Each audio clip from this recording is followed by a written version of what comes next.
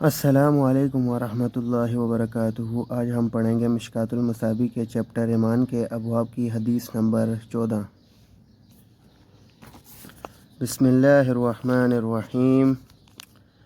ابو ہریرہ رضی اللہ عنہ بیان کرتے ہیں، ایک دیہاتی نبی صلی اللہ علیہ وآلہ وسلم کی خدمت میں حاضر ہوا تو اس نے عرض کیا، مجھے کوئی ایسا عمل بتائیں جس کے کرنے سے میں جنت میں داخل ہو جاؤں۔